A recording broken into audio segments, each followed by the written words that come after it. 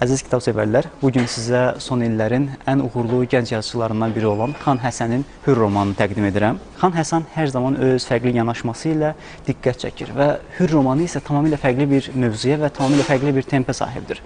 Təsəvvür edin ki, bir kitab yazırsınız və yazdığınız kitabın personajı sizinlə mübarizə aparmağa başlayır. Orada yazdığınız şeylərin hər biri səhər tezdən durub görürsünüz ki, tamamilə fərqli bir formaya çevrilib və beləcə senarist ilə öz yaratdığı obraz arasında bir mübarizə yaranır. Bu mübarizə həm sizin, həm personajın dünyasına böyük təsir göstərir. Üz qabığından da görə biləcəyiniz kimi, əsər bir personaj yaradan personaj barədədir. Bütün hekayəni bizə əzbər pozan Tanrıtay adlı fövqəltəbii və özünə məxsus bir üslubu olan bir şəxs nəql edir.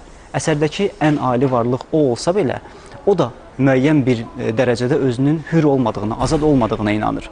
Xan Həsənin özünə məxsus yumor və təhkiyəsi əsəri daha da oxunaqlı eləyib. Hər birimizi öz sərhədlərinizi qırmağa və seçimlərinizi gözdən keçirməyə dəvət edən bir əsər olduğunu deyə bilərəm.